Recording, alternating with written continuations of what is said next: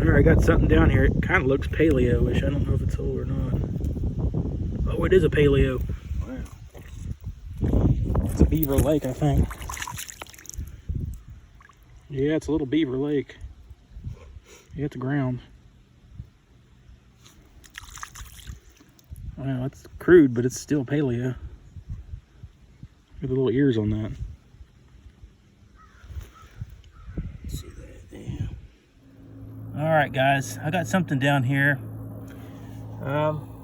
Might be a palmer. I'm not sure if it's a palmer or a kirk. I can see serrations on it. Just reveal it real quick, real slow.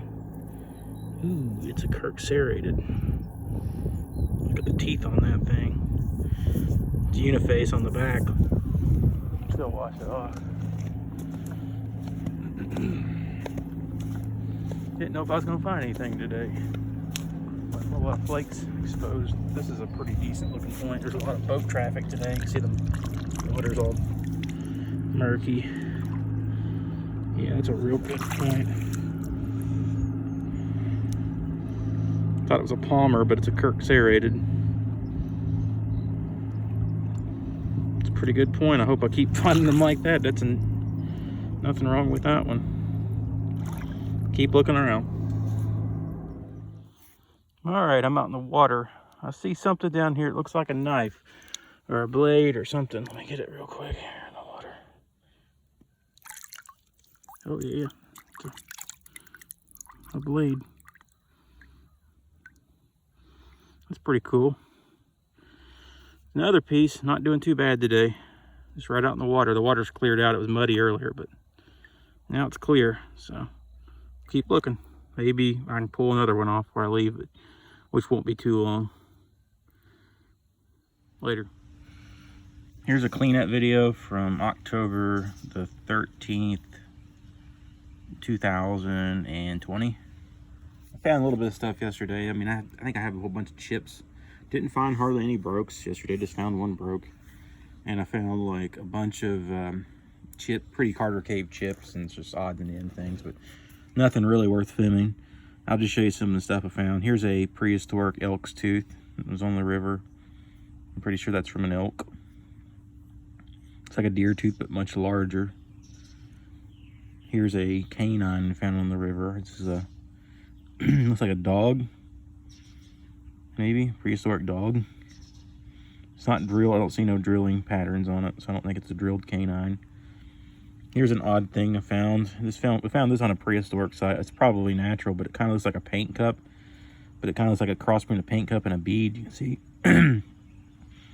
it's been hollowed out, but I think it's maybe just from erosion.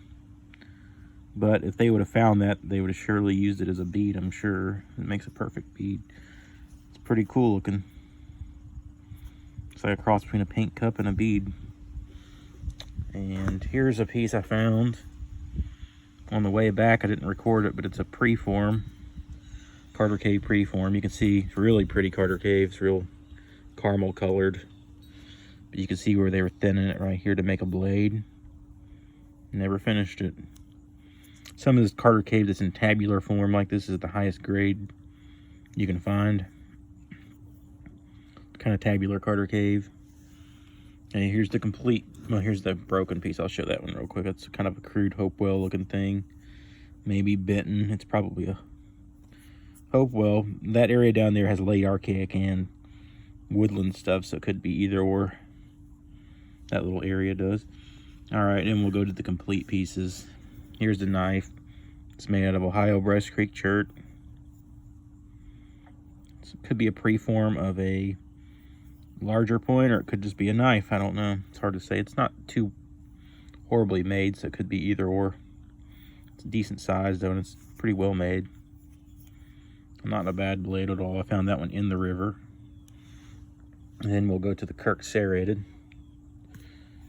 This one's kind of unique. It's kind of got, I believe the material on this may be Crooksville. You can see some little splotches in it. It looks like orange splotches in it.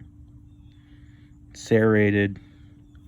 To me it looks like Crooksville chert. And the reason I call this a Kirk serrated instead of a palmer is because of the basal form is more stemmed.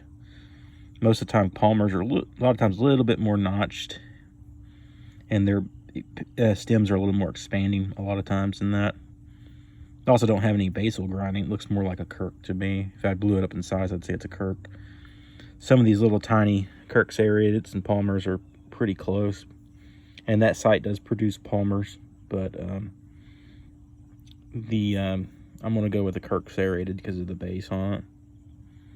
But pretty close points when they're in this size range. But I believe that might be a piece of Crooksville chert. It's got some tans and stuff coming out of it. Some little rusty looking at the color. Looks like Crooksville to me from what I've seen. We find it every once in a while around here, but it's not too often. And here's a little, I think this is a quad or a beaver lake. I think it's maybe a quad. It's been resharpened. It's a little paleo. Definitely not a beauty queen, but it's got those little ears on it. And it's a form of Carter Cave. But I think it was one time was a bigger one, and it's just been worked down to basically a nub. I think at one time it probably wasn't ever really big, but it might have been an inch longer, and the edges might have been a little bit, you know, straighter on it. But I saw it sticking out like this, and I was having hopes it was going to be like a Cumberland point. These are late paleo, related to the Beaver Lakes and quads. The one difference between the quad and the Beaver Lake, I think, is the ears are a little bit more flared on a quad, and this kind of looks more like a quad, but it could be either or. I guess you can call it either one.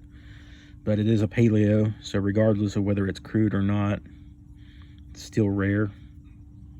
You know, even a common paleo beats a decent regular point, because I don't find them very often. I think it's been, my last paleo I found a Hardaway in 2014, and in 2000 or so I found a Clovis. So it's been a long time since I found the paleo points. They're just not very common at all, even a common paleo. All right, they're not, no, none of them are common, but you know, common grade quality or something. But I'll try to get back. I might even do another one this month. I don't know if I'm gonna get out again this month or not, but we'll look and see. It just depends if there's any rain. We went because there was a lot of rain, and it washed some new stuff out. So kind of glad I went. Anytime you can get a paleo, it's a good day. See y'all later, and I should be back pretty soon.